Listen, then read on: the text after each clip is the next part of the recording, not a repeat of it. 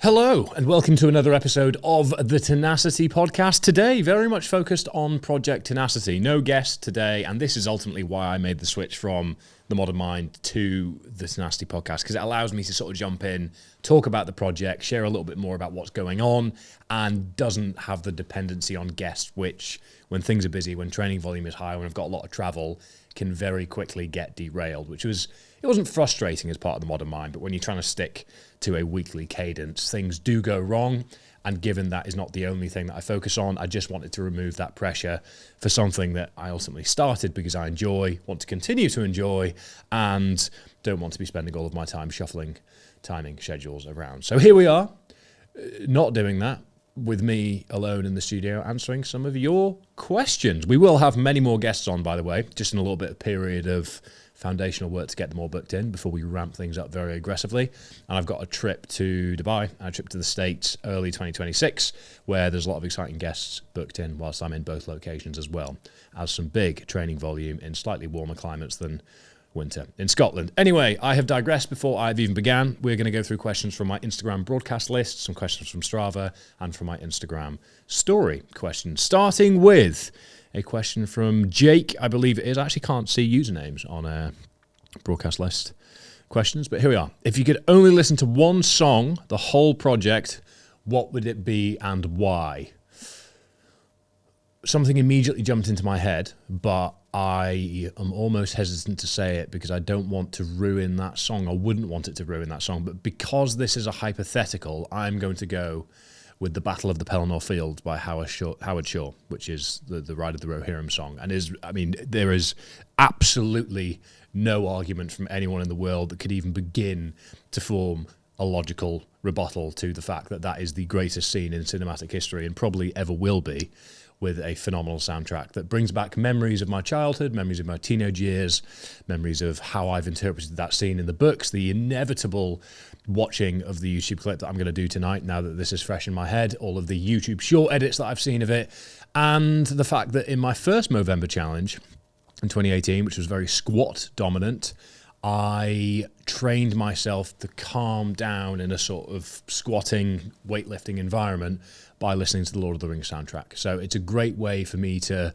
allow my mind to wander because I can picture scenes from the movies, scenes from the books, memories that I associate with them. I can imagine myself as Éomer, etc., etc. And it calms me down in a way that allows me to be very endurance-driven rather than that sort of spike of power that might go with putting Slipknot into my ears and lifting a heavy deadlift off the ground. So the short answer is The Battle of the Pelennor Fields by Howard Shaw. Next question. Have you made any specific changes in your kit choice for the project? So Phil Lysett, question from him. At the moment, nothing drastic. I am going to be making lots and lots of tweaks to my bikes. There may even be some new bikes arriving. Watch this space. And the main thing is going to, again, efficiency is the buzzword that I'm using. Efficiency is the name of the game with this project, and that goes down to my fitness, my body weight, my aerodynamic position, how long I can spend in that aerodynamic position, how comfortable things are, how convenient, how accessible things are. There's a lot more at play here than just being fit enough. And I think that's what makes these projects so exciting to me. It's not as binary as training for a mile, for example, where essentially you go to the track, you work your ass off, you question everything you've ever done, and then you go home and you focus on recovery. There's a lot more that goes into this, and without wanting to sound like I live in Hackney and my parents pay for my flat and I work as a creative, this is my creative expression, this sort of fitness, endurance, focused mission stuff. I really do love it from start to finish. The generation of the idea in my head, translating that onto a piece of paper, letting it build, sitting on it, thinking on it, allowing that idea to flourish, develop, and then sort of discussing it with someone and allowing it to build, and then we can get to the point where it actually all comes to life as it has done now, and then we can answer your questions on it. And the challenges of making it happen, the challenges of funding it, the challenges of getting the right people involved, the challenges of fundraising, the challenges of engaging in terms of the narrative and the storytelling, and then actually doing the training and the hard bit itself is really what I love. Piecing all that together is a puzzle that for some reason I found myself to really enjoy. So in terms of kit, there's going to be some trial and error over the next couple of months to determine what needs adjusted. I want to find what bib shorts are the most comfortable possible. I want to find what swimming shorts are the most comfortable possible. what goggles apply the least pressure on my eyes without leaking, what swim caps are the right thickness so I don't get too hot, what bottles are the easiest for me to sip out of in between lengths, what shoes I want to be in when I'm going from swim to bike outdoors, given the temperature outside in the UK in April, May. All these little things I'm going to be thinking on, and they're starting to become front of mind when I'm out on training sessions at the moment. So for the time being, nothing drastic thus far, but these are the sort of things that I'm going to really start to focus in on once we enter that more specific period kicking off in early 2026. My trip to the UAE in January is basically to just absolutely hammer a lot of flat ground tarmac work, given the facilities they've got out there. There's 2 tracks, Meydan and then Al Qudra, which are pretty flat, pretty fast, not too exposed to the wind, and just very repeatable. So I can train, I can hit big volume without impact on the bike. I can sit in the aero position. I can leave stuff on the side of the road without worrying it's going to get nicked. All these little things that go into being able to see, okay, this is what I want to learn from today. And then I hit a very productive training session whilst also taking some notes on, okay, how did I interact with this thing? How comfortable was that? Did I need to reapply chamois cream? Was my helmet too hot? Were the things that I could do differently next time? So that's how I'm approaching all of my bigger sessions now.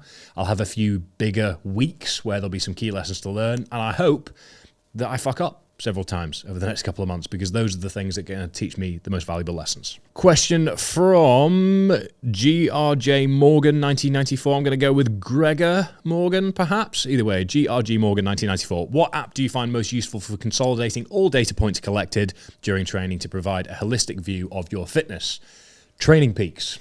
And I always have since 2018. So whatever device I use, I don't have anything on at the moment actually, but if I've got a Garmin on, if I've got a Whoop on, my bike computer, Zwift on my laptop, Training Peaks Virtual on my laptop, Training Peaks Virtual on my phone, whatever it might be, I have all of those devices synced up to Training Peaks so that it all inputs in. I've got my scales synced up to Training Peaks. I've got stress scores from wearable devices syncing up to Training Peaks, so that is the data hub that I use.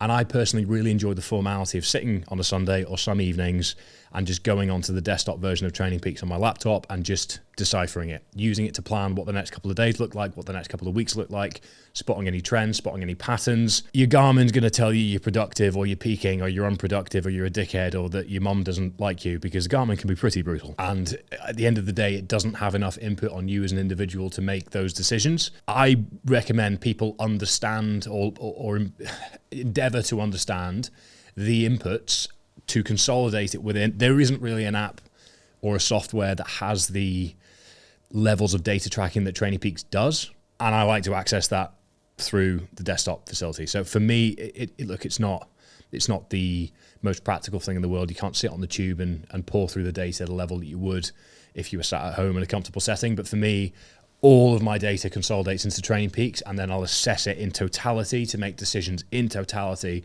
as to where I move next. And that's why we are partnered with them at Omnia. That's why we use them as our sort of software partner, and we'll continue to do so because there's a lot there. And now with Training Peaks Virtual, that syncs up really seamlessly to the Turbo Trainer. So essentially my sessions that are built in there can output immediately to Training Peaks, and it's all very synchronized there. That does require a level of understanding that goes with what to do to interpret the data, but generally speaking, having it all in one place is great. That's where you can start to understand trends from sleep and training. That's where you can start to understand relationships between weight and efficiency and watts and things on the bike, and just having all of that data, most importantly, built over a long period of time. The longer a period of time and the more data that you have in it will give you more of a full picture to interpret. And that takes some trial and error, takes practice, takes experience. And yeah, I am 7 years deep doing that. So I'm pretty in tune with it, but that doesn't mean it's perfect for me. And as I said, I endeavor to make mistakes at the moment. So the app I find most useful is Training Peaks. Question from DTI Running. So, any details on the Belfast route /plan/setup? It was going to be in Bangor swimming pool, but one, a little bit out of the way. Two, they're being kind of difficult or they're closed. I can't remember which it was, so I don't want to slander. Some of them are being very difficult. Unfortunately, Edinburgh are being quite difficult, which is hilarious. Belfast, the plan will be the 25-metre leisure centre that is pretty city central. The bike, we are awaiting confirmation from the nearest motor circuit. I can't remember the name of it off the top of my head. Major thing to focus on. I've got a guy called Chris Taylor who is project managing the whole thing, and he's having all of these conversations in the background. So that is taking a lot of the stress off my back, so I can kind of just focus on getting the training and some of the logistics that are more in my world done. So Belfast, where are we at the moment?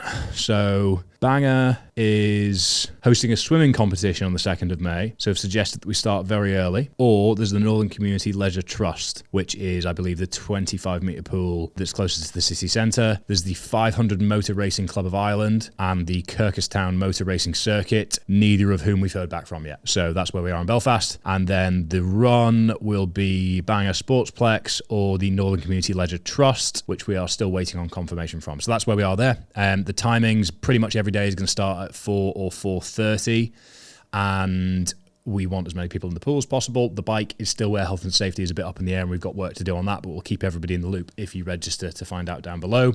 And then the run, they're going to be at tracks. They'll be really easy to access. You can come along for as much or as little as you like. And that is where we are in Belfast. And it should be mentioned at this point, anyone listening, watching, that is in any way got contacts, ways of streamlining or removing friction on any of these conversations, please do reach out. We're getting a huge amount of inbound on this, which is amazing. It's a very community-driven project. So anyone that has any sway in their local community, please do let us know. We would love to have your insights. Question from faith_fitness_advtr, ADVTR. Are you setting any rules with indoor versus outdoor running and cycling for the actual challenge? So I assume that means me, and it's all going to be outdoors. I don't think there's ever been weather bad enough in April or May that wouldn't worry me just cracking on. I'm suffering through a brutal headwind, but, you know, I'm used to that. If you mean for people participating, then virtual or in person or indoors or outdoors, there's going to be mechanics, hopefully, for every element of that. So if you're referring to audience participation, then the rules will be, we'd love you to be involved in the sort of formal mechanisms that we've got at play for people to be involved. But for me, it'll all be, if this is an Iron Cowboy related question where he went on the elliptical during his 50-50-50, then yeah, I can't see any weather anomalies occurring that would prevent me from being outdoors, especially given the run's in quite a controlled setting. The bike, you never know.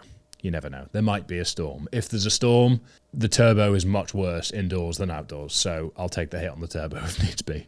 But I haven't really thought about that, to be honest, because I haven't imagined that there will be a weather anomaly that would put me indoors.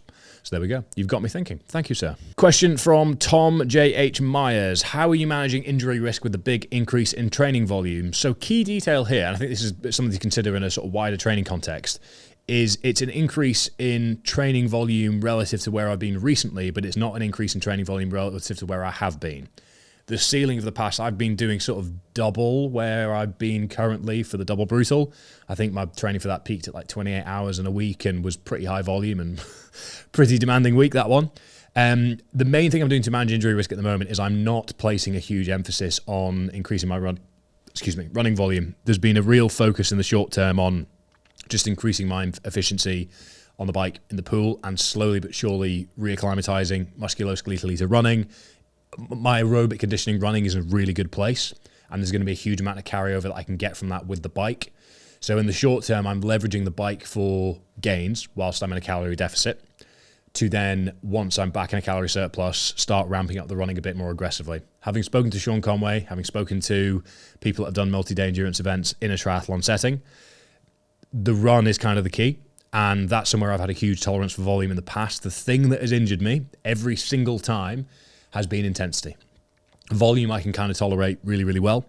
It's always been sustained intensity that's beat me up, especially in a running setting. So I am not doing any running intensity until January at the earliest, maybe not at all, because I've got a high enough capacity to just need to improve my efficiency and ability to sustain it, which I can achieve through just doing more of the same for the most part. So whilst I'm in a calorie deficit, running is deprioritized but still emphasized, and I'm utilizing and hoping for a bit of adaptation from a cross-training point of view so that I can then implement that and translate that into more specific movement patterns with the running once we get to January, February, March onwards.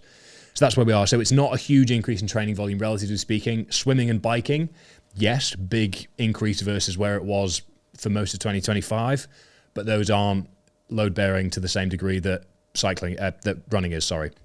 which means that I should be in a much better place to manage the injury risk. At the end of the day, there's injury risk. In my opinion, anything worth having carries risk, and this is a big project that is designed to break me. So if it breaks me, then, oh well, who could have seen that coming?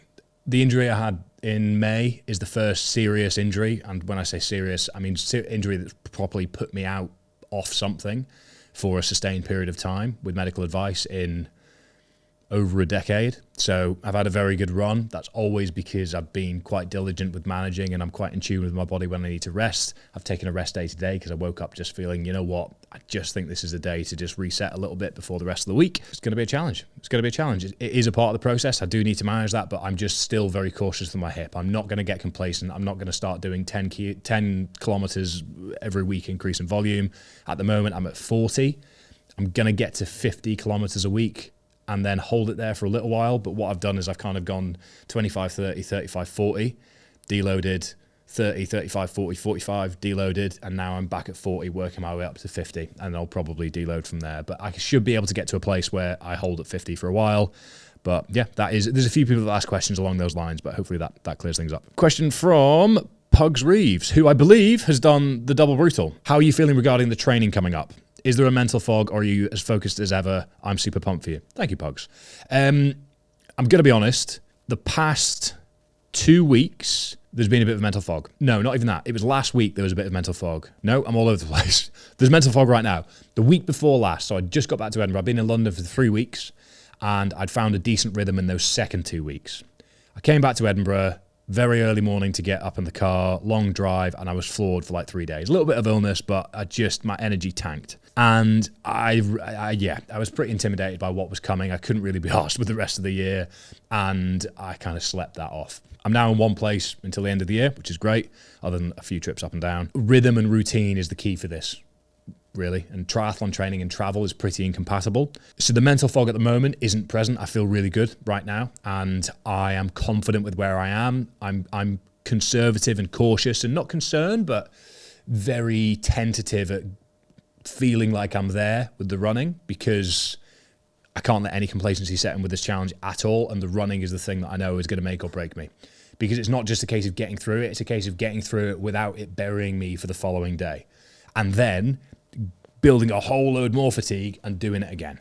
So I'm kind of trying to frame this challenge in my head as I'm doing 10 double marathons in 10 days. And I say double marathons because of the accumulated fatigue, not because of the distance. I should be fit enough where the swim and the bike, unless it's horrendous conditions on the bike, doesn't take so much from me that it can inhibit the following day. What it will inhibit is the run later that day. And if I go a little bit too quickly, it's going to bury me for the following. If I go a little bit too slowly, that's where I might start to look a little bit tight on time within the parameters that I'm working towards. So that's where the practice needs to be. And I've learned in the past month or so that a break in routine, travel, disruption to routine, friction, getting to the pool, friction, getting to the turbo, all these little things, that's what derails me. So I'm going to have to be very attentive to trying to manage that as best as I possibly can. And I'm looking forward to getting outdoors in January and March when I'm in the UAE and in the States. That's going to help mentally. I think if you told me you are indoors the whole winter training for this, I'd wrestle you to the floor and tickle you to death. Interesting. Why did my brain go there? Yeah. That was me trying to be polite in terms of not saying anything too drastic. I'd be very angry and would murder you in a creative way. This is probably what I should have said more directly. Anyway, it's intimidating for sure, but I feel like I'm in a good place with it. I'm trying to view things in chunks, as I always do. So from now until the end of the year, I'm in a calorie deficit. I'm trying to get lighter. I'm just over 3 kilos down. I'm hoping to do the same, if not slightly more, before the end of the year. Whether I hold on to that for another month in January will depend on how I'm feeling and what my date is looking like in terms of training. I definitely feel depleted in the gym at the moment, but at the pool, on the bike and running, I feel pretty well fueled as long as I'm maintaining during the training sessions itself. But yeah, barbells on my back, dumbbells in my hand feel heavier at the moment, and that's because there's not as much glycogen in my muscles, there's not as much fuel to recover with, and I'm only lifting once or twice a week rather than 3 times as I have been for a long time. So that's where we are there. Question from Harry_Bannister. What has been your staple diet to allow for weight loss while ensuring you're fueling your training? I have it's going live in 2 hours. So today is Monday the 1st of December. In 2 hours time, there is a full day of eating going live. And then later this week, I'm recording a full breakdown of how I'm approaching nutrition for the whole project. At the moment, my macros to allow me to survive whilst also losing weight is 2,900 calories a day, 185 grams of protein, which is 2 grams per kilo, basically, 75 grams of fat, which is 0.8 per kilograms of body weight, and then 370 grams of carbs, I think it is, which is 2,900 calories total. So that's where things are at the moment. It's been working. I'm having good days, and then I'm having one day where I feel pretty wrecked each week. And when that's the case, I'll either not train or I'll just scale back my training, knowing that that's where the deficit's catching up with me. The training at the moment isn't burying me. It's doing it all effectively underfueled. And that is by design, but that's because there isn't a huge amount of intensity ramped in and the volume hasn't yet got stupid, where I'm sort of working a 9 to 5 in zone 2, which will happen. Not quite, but we'll get close. So recommendation is go and watch those videos because they are much more intricate than I can be off the cuff here on this podcast. Question from MW972_. I forget the name, but why is the city you attempted suicide in not one of the 10 cities? That is a fantastic question. And the short answer is because it's not one of the biggest cities in the UK. It would be very fitting to do that, but I don't believe I've got as much of an engaged community in that city as the others. And given community interaction is the main focus of this project, when I was planning it, I didn't actually consider Newcastle. I basically went, what are the most densely populated cities in the UK? Chose the top 11 because obviously missed out Birmingham, logically. And Newcastle wasn't in there. So I think Sheffield's bigger than Leeds though. But I think Leeds has a slightly more, because it's got the Ironman now, it's got a bit more of a triathlon base around it. Is Sheffield bigger than Leeds? Someone from Yorkshire will have to fact check me on that one. But either way, conscious decision to not visit Birmingham. And then everything else was largely based on either ticking a box within Ireland or Wales and then making sure that we were hitting the biggest cities possible to try and get as many people as possible involved. I would love to incorporate Newcastle in some way. The travel with that would be a lot more complex as well, thinking logically. And yeah, just the size. But I honestly, from a symbolic and sentimental point of view, until this question right now, hadn't thought about it that way. So that's interesting. I've been blindsided by myself. So thank you for the question there. That's something to bear in mind. I'd love to maybe do a warm-up event or some sort of event afterwards if everything goes to plan where I'd love to see what we can do with this project, how that community can engage beyond what we're trying to achieve and see if there's any ways that we could make Project Tenacity a permanent fixture in some way for communities, for people that are improving their mental well-being through training. Because I'm very passionate about this, and if that could be in every city in the UK and beyond, I would be ecstatic. Question from official Ben Page. What are you expecting the biggest challenge to be, logistical, physical or mental? I mean, logistical challenge is undoubtedly the hardest part about this, but that just compounds the physical and the mental. I'd like to think the mental side of things is going to be ballasted really nicely by the support and the engagement in the community and the fact that I've entirely chosen to do this myself. I'm quite good at holding myself accountable to the fact that this is all willingly done. Physically, the running is going to be horrendous. The saddle sores probably aren't going to be great. The swimming is going to be challenging, but it's not going to be absolutely excruciating.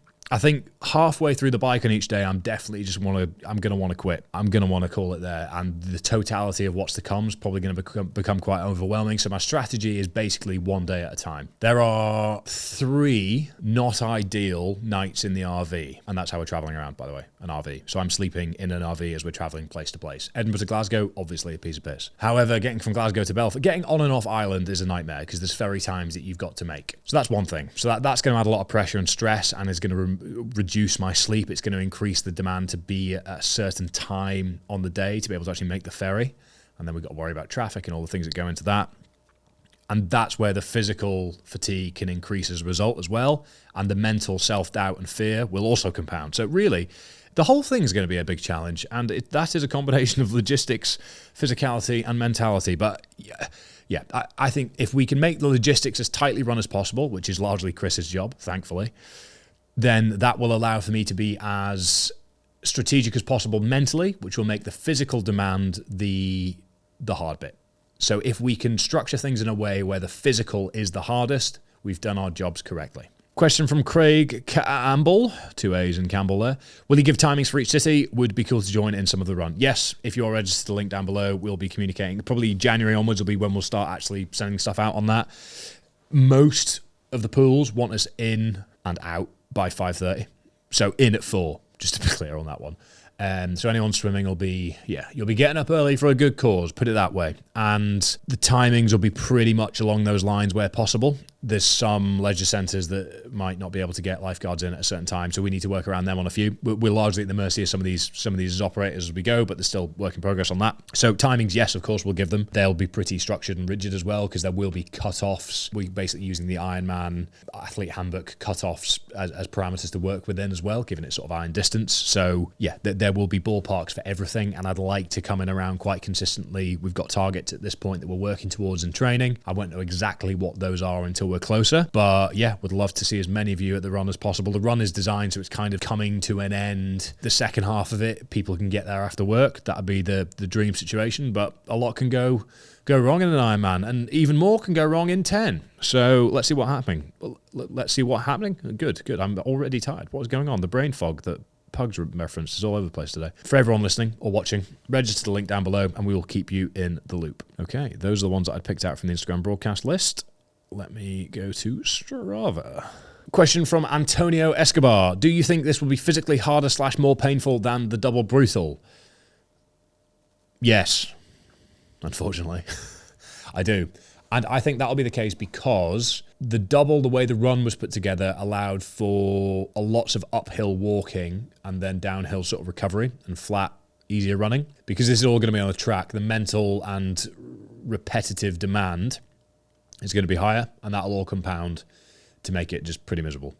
The sleep deprivation, in theory, shouldn't be as severe, but it'll be more sustained. By the time I get to day 8, day 9, I'll be absolutely gubbed and hanging out my arse, I'd imagine. Day 10, I'd like to think, once I get into, capital city, United Kingdom, London, big day, aquatic centre, fantastic facility, definitely got a group ride in London. We're using the Velo Park. That'll be mega. Energy will keep me nice and ecstatic that day, but the middle of this is going to be tough because of the sleep deprivation. Pain, I think pain with this, it's not, I don't want to be dramatic, it's not like, it's just sustained grit is kind of really all it is, and it's just dealing with your emotions as you go. That is the hard part. It's sustaining output when your body is telling you to stop. So what I'm going to be interested to see is to compare when I get the sleep break, so to speak, even though it's obviously not in the Ritz overnight, every night for 12 hours, that would be nice. How much does that reset me versus how much does that compound? And what is the difference between being up for 2 straight days versus having those 10 suboptimal sleeps? We'll find out. It's going to be physically harder and it's going to be more painful than the double, definitely. But the double's made me much better prepared for it. If I hadn't done the double, I wouldn't be considering this, put it that way. Question from Marek Rahora. How is the logistics side of things? I find even one Ironman quite daunting travel-wise, so do I. I cannot even imagine the level of planning and added fatigue from it. So as I mentioned, Chris is managing the logistics. I sort of put together the base plan for what I thought the project should look like and did all my research on what locations I wanted for each element. Obviously made sure each city had a 50-meter pool and a track that we could use, and what the cycling options were nearby, if there are any motor circuits, things like that, what B roads were available, and I did a lot of deep diving and handed it over to Chris. So he's managing a lot of that, and we've got a spreadsheet, and we've got a lot of communications on the go. We've had some really fantastic help from people. I'm trying to see if there's any cities that are completely locked in. So London is completely locked in. Edinburgh is almost locked in, but there's a few niggles there still. Liverpool is locked in. Manchester, almost there. Yeah, we're getting there. Yeah, essentially everything's a work in progress. We're the only, who hasn't got back to us at all? I don't know when this was last updated, so I don't want to drop anyone in it. Yeah, we're making progress. So Chris is managing that. Logistics-wise, we have an RV. We'll have a few support vehicles traveling with the support team. I will finish. I will get in the RV. I will eat. I will go to sleep, and we will drive to the next location. Getting to and from Ireland requires ferries. At certain times, they are not private ferries, although I am in early communications with a few people on backup boats if we miss them. We've got an Omnia athlete who's a fisherman, so I'm asking if he can get his boat from the East Coast to the West Coast. He politely told me to fuck off, I think was the more polite version of what he actually said. But no, we are trying to cover every possible eventuality. There are a few flights that I might provisionally book, but even then, does that solve a problem? It might get me to the country, the city that I need to be in, but I won't have slept, I might not have a bike, etc. So we're trying to figure it all out. The logistics are a nightmare, but that's the fun part, figuring all this stuff out. And the win that you feel when you box something off and get it nailed is great as well. So yeah, Chris is... I'm going to get Chris on the podcast next time. Chris has got a big project at the moment. He is helping Spencer Matthews do his 7 Ironman distance triathlons in 7 continents. He's going for the record to do that the fastest, and I'm pretty sure they just landed in Antarctica this afternoon to try and hit the 7th, which is very exciting. So once Chris is back from that, we will get him on the podcast, probably to talk through that experience and also where he's at with the logistics side of things, because I don't want to speak out of turn on where the spreadsheet is updated, because Chris may not have up-to-dated it to the level that is reflective of where we are as a project. So, question from Matthew Smith. This is a big one, so I'm going to read out in sections and answer by sections. Will the swims be in open water, or will you have some in outdoor pools or indoor heated pools, or will it be a mix? The aim is for them all to be in indoor pools and everyone can join along the way. How will you be handling recovery/sleep, given you have to travel quite a distance to get from city to city, on top of actually completing the swim/cycle/runs? Sleeping in an RV. Obviously, some cities, that is much easier done than others. Edinburgh to Glasgow is a 50-minute trip, so we can drive there and I can just sleep in one place overnight. The ferries, again, if we make the ferry on time, fine. If we don't, oh dear. The longest drive is Leeds to Cardiff. That's going to be grim. That's better not to think about. I'm saying day at a time. So Leeds to Cardiff is going to be... Yeah, Cardiff, I'm going to be pretty undercooked that day, I'd say. But recovery and sleep. The aim is literally finish, chat some shit to camera, eat as much as I possibly can, maybe then record a little bit, master interviewee style stuff if any press stuff pops up, which I hope it does, to get as many people involved in the project. That'd be mega. Try and eat again and then sleep. As much sleep as possible. There cannot be too much sleep with this project. Are you planning to take each individual event as easy as you can because it's more of an endurance challenge, or have you got any sort of time goals, brackets, thinking more of the logistical element to hit travel windows and keep the show on the road? So the only time goals we've got are Ironman's cut-off times, which is, I can't remember exactly off the top of my head, but it's 2 hours for the swim, let's say. It's around 9 hours for the bike, and then it's total finish time of 17 hours. So that's what we're working towards. Provisional aim is to do each day in about 14 hours or just under. Getting on and off island might mean that I need to be quicker on those days. So that's something, we can't figure this out exactly until we know exactly what time we're starting in the pools, and that is not yet confirmed in both locations. So I can't give you exact details on that. Say exact more. Wow, Fergus, good work. But those are the parameters we're working with. And yeah, as you flagged, this is an endurance challenge. I'm not trying to PB my iron distance triathlon on day 1 and do it again on day 10. I'm trying to survive to day 10. If I've got any ability to even remotely send it for even 10 yards on the last day, I will. I promise you that. But whether that's going to be the case or not, we shall all find out together. The only hard and fast travel windows are getting on and off island. Other than that, we'll have a dedicated driver who will be well slept, well rested, so that's their role. But yeah, Leeds to Cardiff is the big one. That's the most challenging one in terms of travel distance. Liverpool to Manchester, so easy. Even Manchester to Leeds, easy. Bristol to London, super easy as well. Cardiff to Bristol isn't insignificant, but it's not going to derail the project. So there we are. What is different on the kit side trying to do something like this versus taking on a normal long distance triathlon? Brackets, presumably you won't be doing the runs in carbon plated race shoes, but something more cushioned and comfortable, for example. That's pretty much it. Essentially, a lot of the things that you'd utilize in an iron distance triathlon are there for a reason, and they have merit whether you are racing or not. So things like anything that saves you watts on the bike is worth implementing, even if it's only a couple of watts here or there. Again, every little bit of efficiency, this is where the 1%ers matter.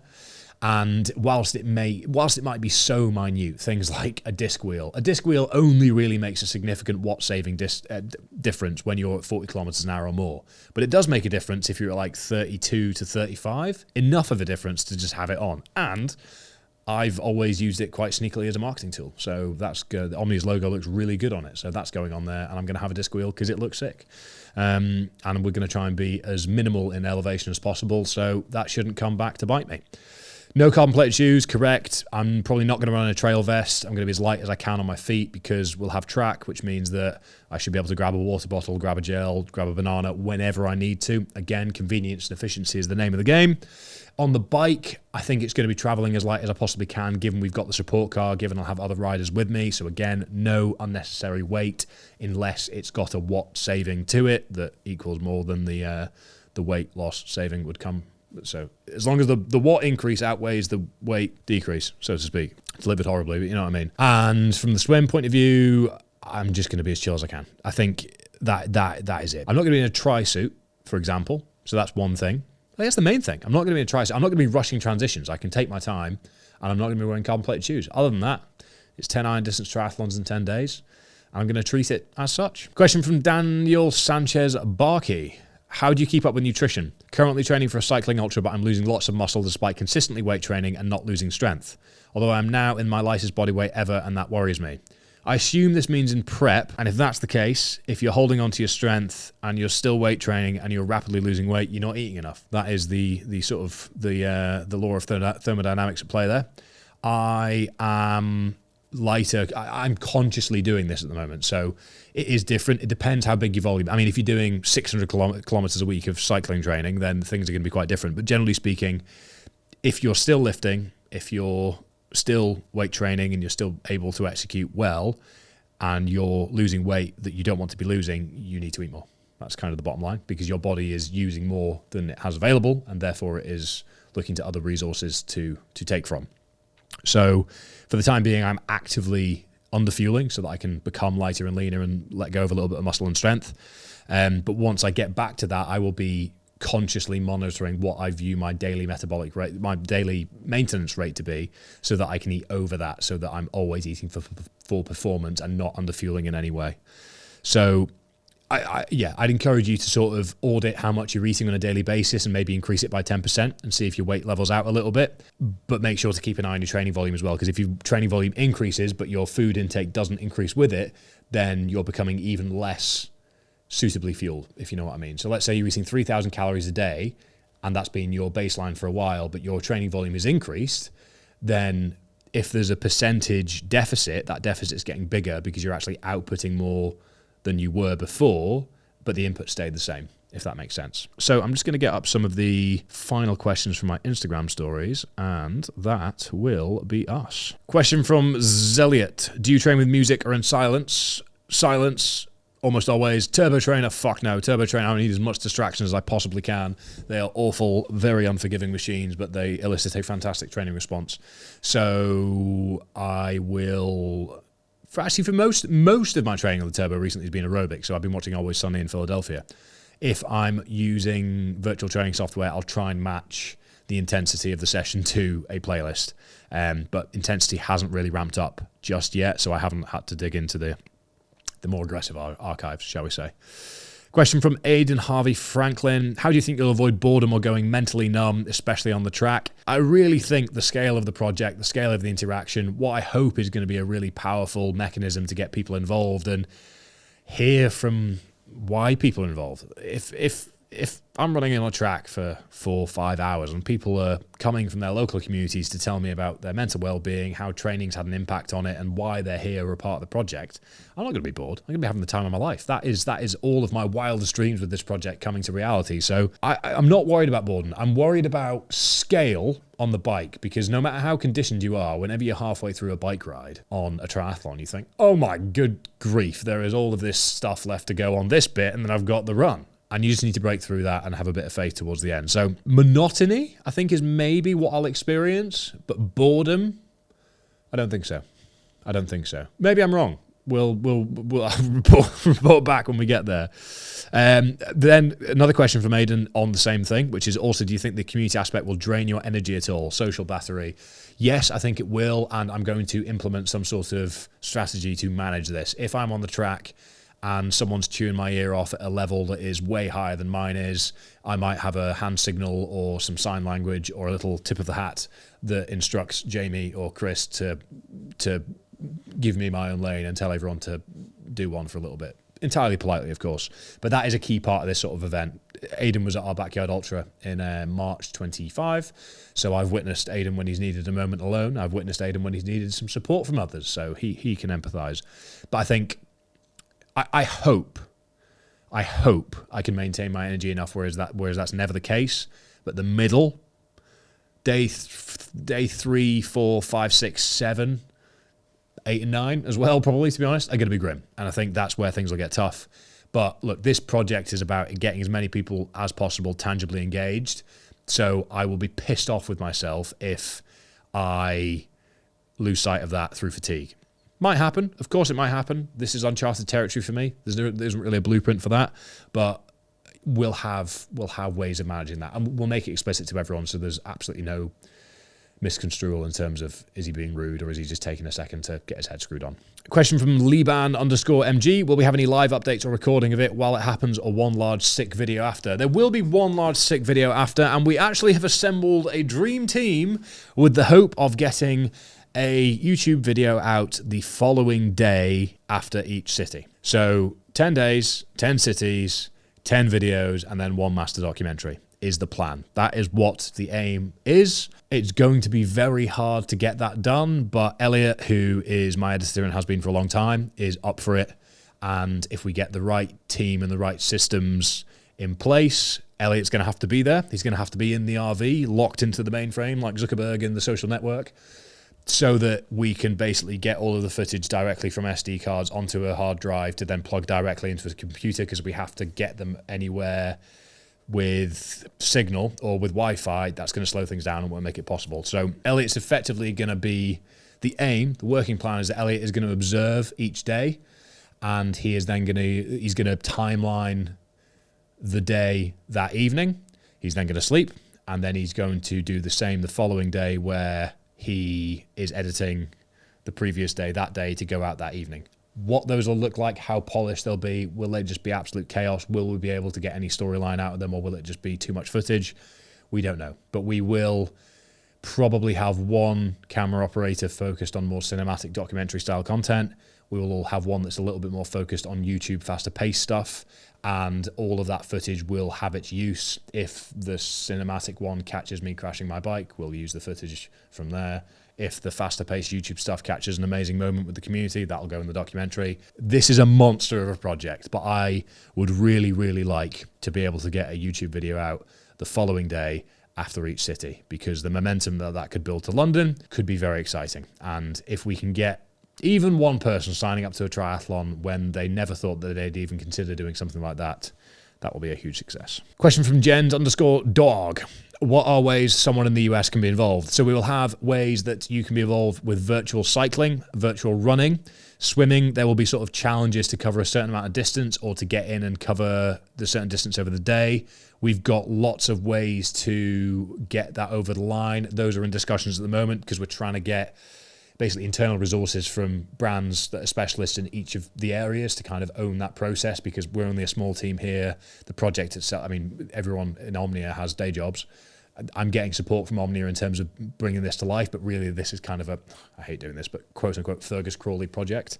So me and Chris are working on getting those mechanics over the line, and then we're working with brands to try and get their community manager, their team, to be able to manage the mechanics from a swimming, a biking, and a running point of view, virtually, in person, etc. But yeah, there will be ways that you can be involved from the US without having to get on a plane, which I think is probably what you're asking. So if you've got a turbo trainer, that's going to be easy. If you've got a treadmill, that's going to be easy. If you've got access to a swimming pool, that's going to be easy. If you've got access to all three, then interesting is all I'll say.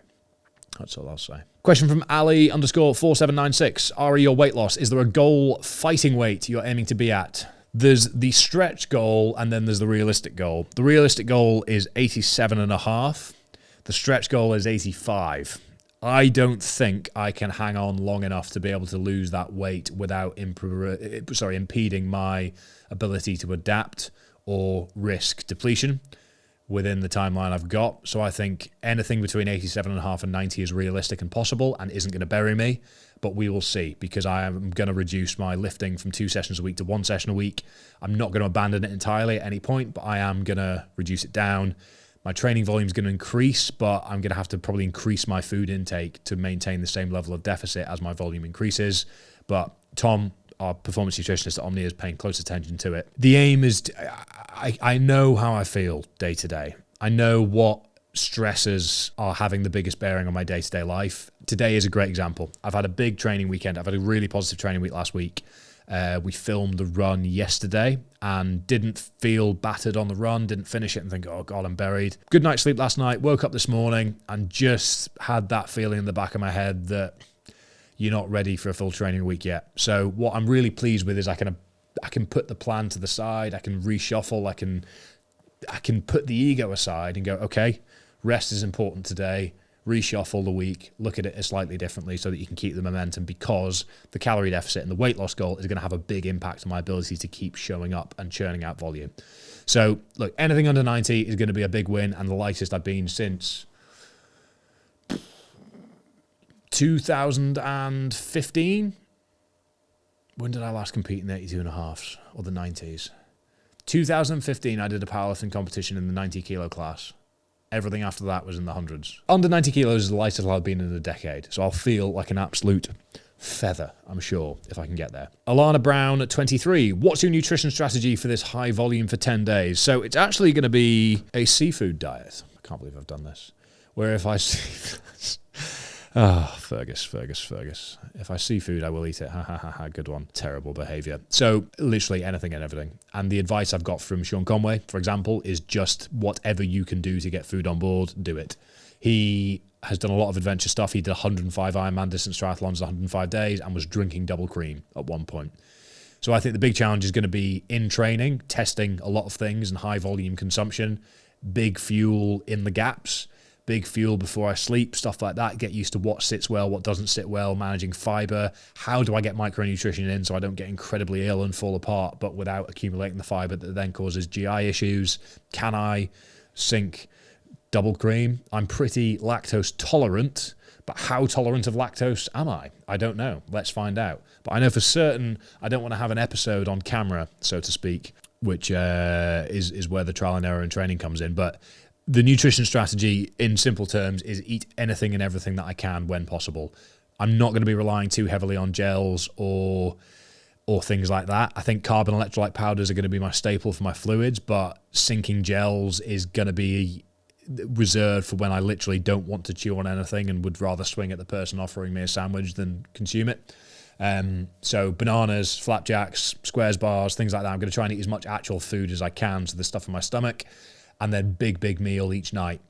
Breakfast, I'm planning on rolling out of bed into the pool.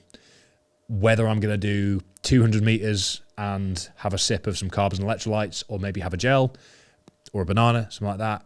Another 200 meters, I don't know. We're going to figure this out. So we're going to play around, but I don't think I'm going to be waking up, having breakfast and then swimming. I'm going to be waking up, swimming, and consuming as I can in the pool to get on the bike. And I'm just going to have to constantly be eating on the bike. Because on the bike, I'm eating for the run. And on the run, I'm eating for the next swim. And then in the swim, I'm eating for the next bike, and so on and so forth. There's still a lot of work in progress. As I'm sure you can understand, the logistics of this are monstrous. And we are just trying to make sure that we don't waste anyone's time with plans until we know that those plans can be followed through on. So I think January onwards will be when we start communicating with a little bit more gusto and momentum, and we would love to have as many of you involved as possible. I really do think this is going to be a very meaningful project. Selfishly, I'm already really excited about bringing it to life. I hope that you guys are excited to be a part of it in some way, and I'm still really pleased with my play on words. 10 a city. Yeah, that's probably the proudest moment of my creative career thus far. So there we are. A very grateful reminder to register your interest. And please hit follow or subscribe on whatever platform you're listening on. I please appreciate that's been a little bit off the cuff, but I thought I'd just keep this Q&A very open, honest, and off the cuff, so to speak, as that is the way that I prefer to do them. Anything curated like this becomes a bit waffly and direct, don't you think? But as I'm sure you can appreciate, there's still a lot of things up in the air, a lot of moving parts, and lots of bills. But we are going to raise £122,000 for Calm to fund 10,000 potentially life-saving phone calls. And that is something I am feeling incredibly privileged to be able to be in the position to even consider doing. And we can all contribute to that together. What a great opportunity that is. Thank you very much for listening, and let's build on this together.